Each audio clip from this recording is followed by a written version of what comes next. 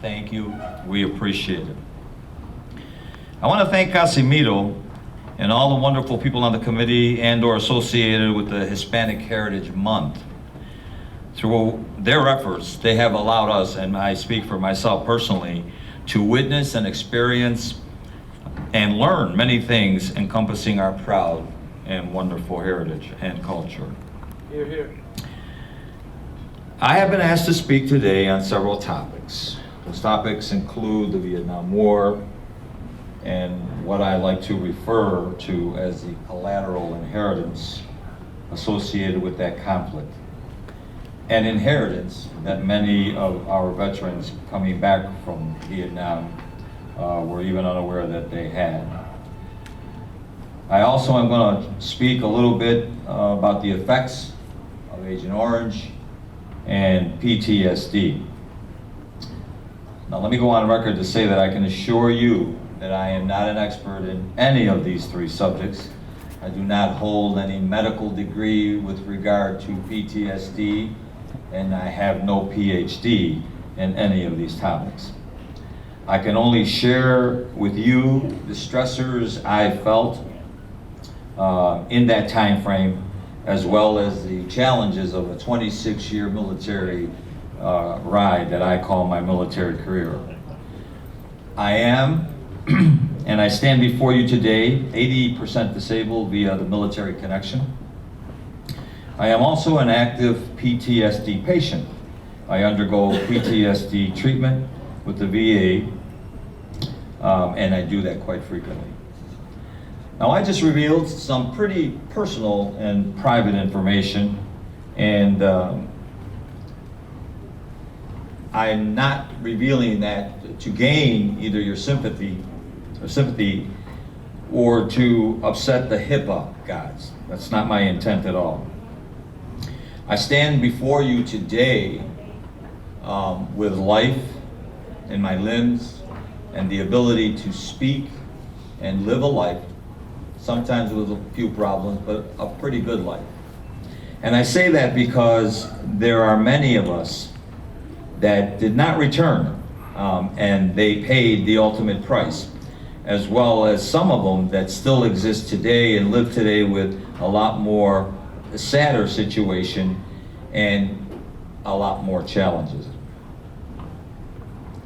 I'm also going to be grateful to speak about the important mission that lies before us, and that is the mission of the Hispanic Veterans Memorial. This thing is a jewel to me, and I was introduced to it sometime last year.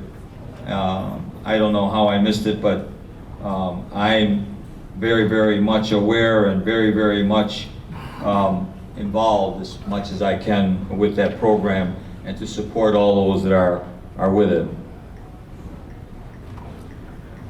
There's an individual by the name of Jose Rivera, who is the director of that committee.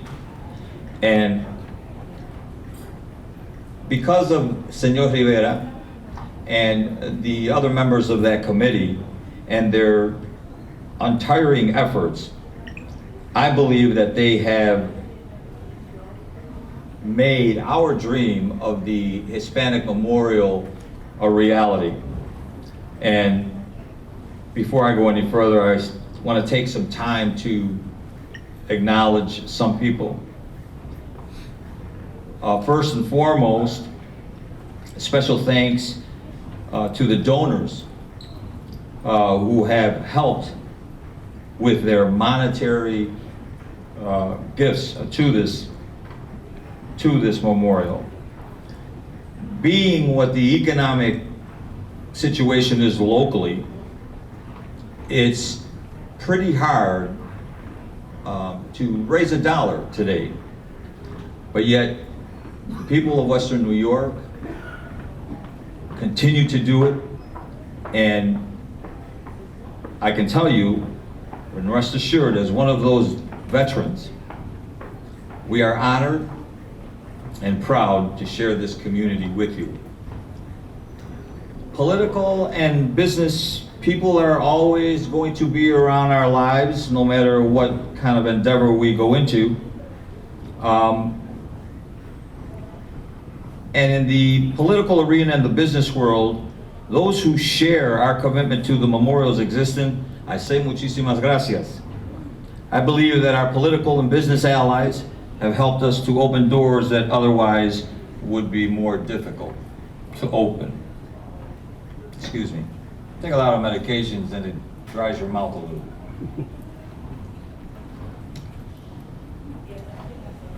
And also, there is not to go unnoticed, thanks to all the volunteers and the people behind the scenes whose efforts and professional manner of doing business makes it work. We salute and we thank you.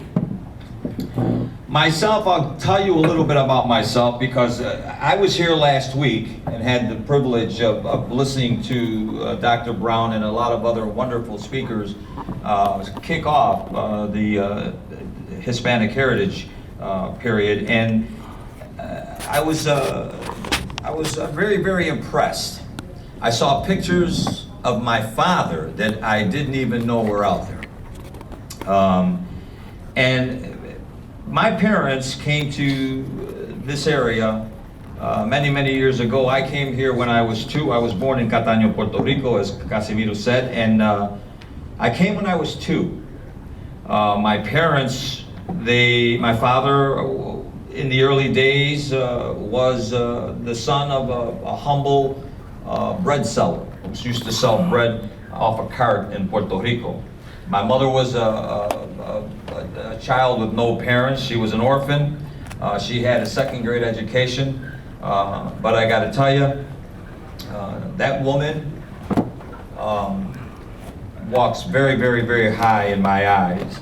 I lost her maybe a year and a half ago, and on her deathbed she asked for me. Forgive me because I get a little emotional with this, but I could not be there because I was on my almost deathbed.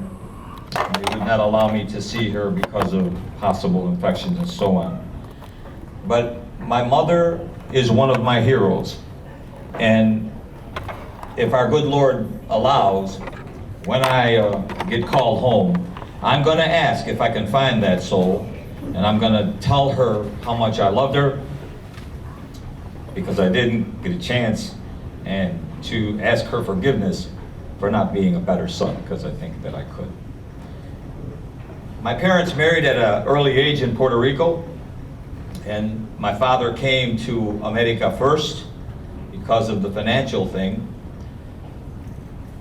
My mother followed later. They settled first in New York City, and then quickly moved to the West and wound up in Lackawanna, which many of us here are familiar with. He wound up getting a job at Bethlehem Steel, and during those years, as a small guy, I remember some of the things that my parents accomplished. I mean, they were proprietors of restaurants.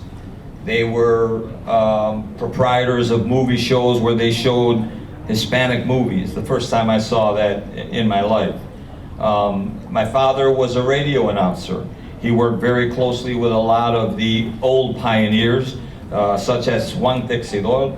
I'll mention those names. Luis Marchani, Pucho Olivencia, oh my God, Pedro Mauras, Isaías Gonzalez, and it goes on and on and on.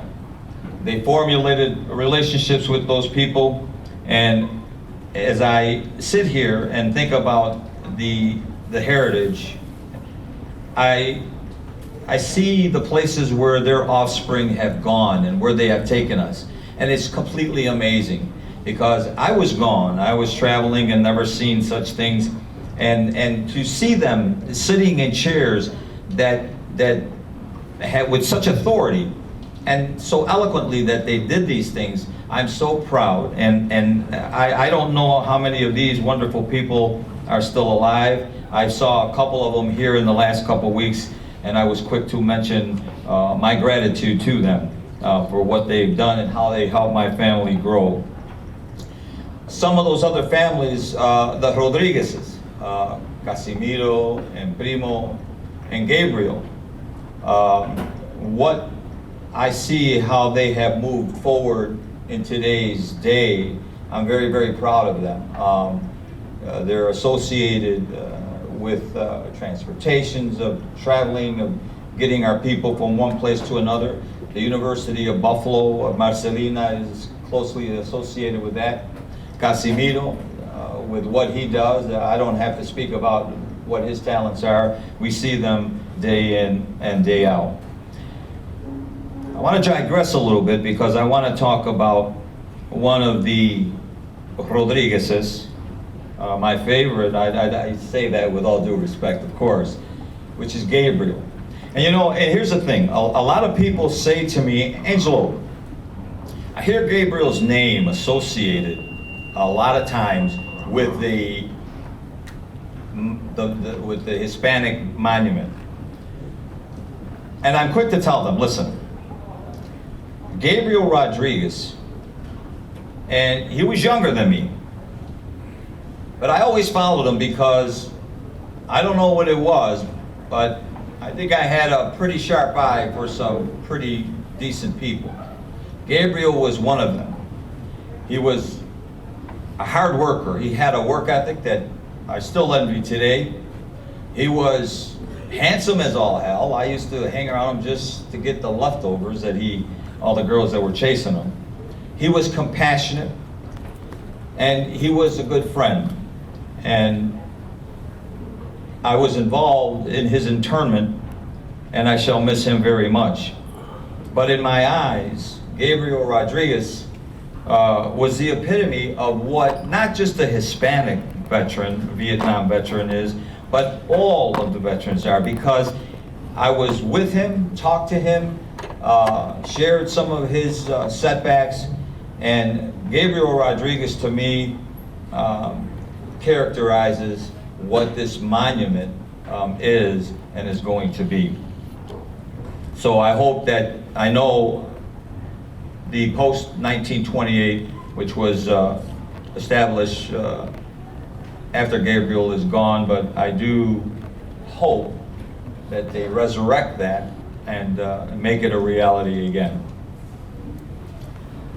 Now I want to talk a little bit about, first of all, why this wall is important to me and why it impacts on me because of my Hispanic brothers and sisters and what they accomplished.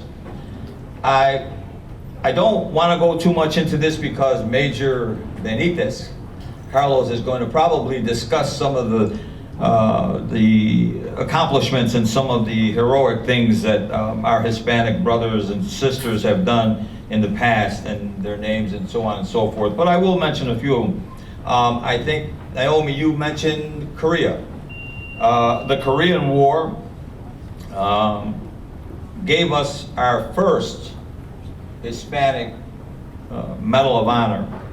Now, the Medal of Honor was established during the Civil War. It is presented only by the President of the United States, and it is presented in behalf of Congress. Most Medal of Honors that are bestowed, because you just don't win that, it's bestowed, is usually posthumously. The first one to receive the Medal of Honor was in Korea, and I might add, he was a PFC. His name was Fernando Luis Garcia, and he was born in Hurtado, Puerto Rico, and he was the first Marine to win the Medal of Honor. Now, in Vietnam, we had 3 Medal of Honor recipients. I'm not, again, going to read their citations and their background because Major Benitez will do that probably at a later date. But I will give you a little bit of their history.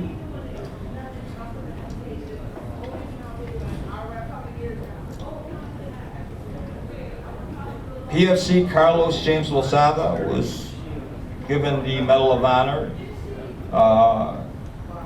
September 6, 1946 through November 20th, 67. He was born in Cayuga, Puerto Rico. He was a member of Company A of the 2nd Battalion, 503rd Infantry in the 173rd Airborne Brigade, United States Army, and was killed in action in Vietnam and was posthumously awarded the Medal of Honor. Another recipient, Losado Carlos James. He was a Sergeant First Class, U.S. Army, Company A, 2nd Battalion, 503rd Infantry, 173rd Airborne Brigade. He passed in Dak To in the Republic of Vietnam, November 20th, 1967.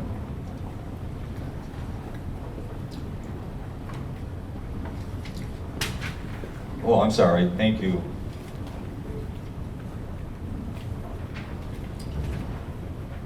We have Eupidres, and I had trouble with this name, Rubio. He was an officer, a captain in the United States Army, thank you, the United States Army, the headquarters company, the 1st Battalion, the 28th Infantry. He entered into service in Fort Buchanan, Puerto Rico, and he is also a recipient of the Medal of Honor in Vietnam. Santiago Colon Hector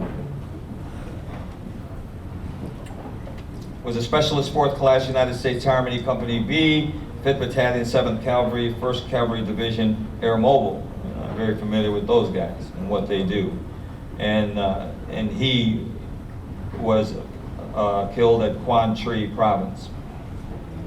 I can go on and on and on with these, but the point that I'm driving home with this is how important and why this memorial is so important to me.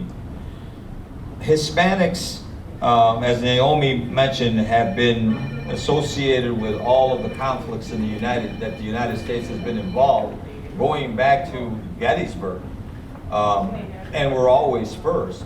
The Buccaneers is a prime example. And let me say this, the reality of things is that when in 1968, 69, 70, Vietnam and the United States Army, we as Hispanics were still kind of, put to the side. We were still kind of segregated. That hasn't gone away completely as I think it should, but the reality is that it was there. But as Hispanics, we're always the first one to volunteer. We're always proud to give, and we've served this country in so many different ways and given so much of it up that it is essential that we do everything within our power to make this memorial a reality. I look around today and I am so happy to see people coming to me and soldiers and say, hey, thank you for your service. I appreciate it. It gives me a warm feeling. In the 60s, 1968, it wasn't that way. I considered myself to be a pretty tough guy. I was a strong soldier and a good one. But the first time I came home and I had a middle-aged woman spit at me and called me a baby killer, I lost it. I'm a man, and I'll tell you, I cried. Because I came home in hopes of my people saying, great, what a wonderful thing you're doing. But it wasn't that way. We had to dodge many bullets in our homeland, as well as any other place. And you remember in the 60s, this country was in such turmoil. I remember standing in front of the University of Buffalo Dental School and hearing about the assassination of President Kennedy. It was devastating. Shortly thereafter, we lost Robert Kennedy. And shortly thereafter, one of the huge people and wonderful human beings that God blessed this earth to give, Martin Luther King Jr. And I'm saying, back then, what is the world coming to? What are we looking at here, We had to dodge so many things, and they just did not appreciate the American fighting man. At least that's how I felt, and many of my comrades felt the same way. And mind you, we went to Vietnam, and for a lot of us, it was our senior trip. You know, you don't go away from home. You've never been away from home. All of a sudden, you're taking a plane ride to go to some training center, and to learn how to fire a rifle and survive in the wilderness and kill your fellow man. Not a very nice prospect, and it scared the living hell out of me, I got to tell you. And then you sit and you say to yourself, and again, these are things that I share. These are my feelings. These are not, they're just my feelings. I have to take a 23-hour flight to go and kill people that I don't even know. It was tough. I gotta tell you, it was tough. Now the Vietnam veteran gets there, and unbeknownst to him, in 1961, a group of men wound up in the White House. President Kennedy was also part of that, and initiated a very scary, I want to say scary, and very tough program to defoliate Vietnam. Now when you think about that, think about that. A whole jungle, you're going to try and make it disappear. I think God's going to win on that one, because it was very, very tough to do, and as you can see, Vietnam is still there.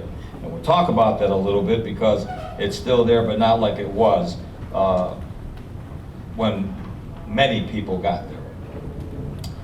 Agent Orange it got its name because the barrels that they carried it in had orange circles around them. So they just named it Agent Orange.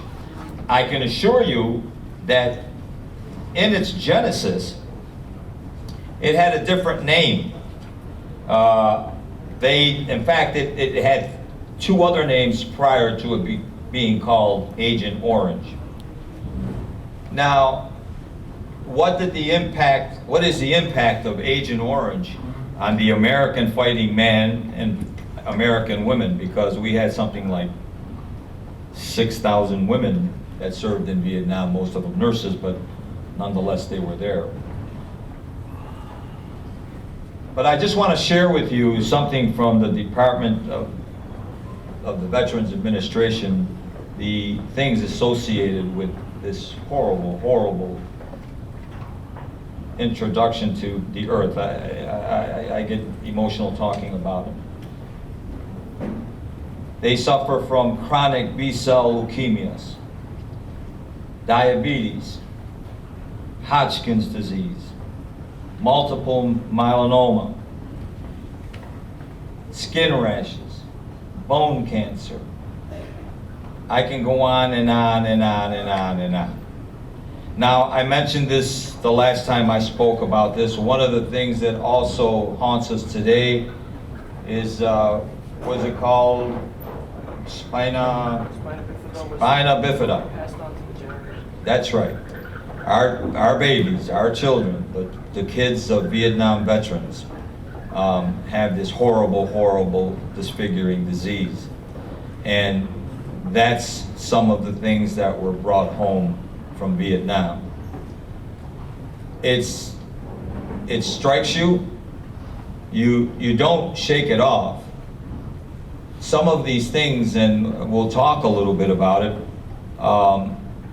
they're never going to go away. And I'll introduce some of the horrific side effects of these things to you in a moment.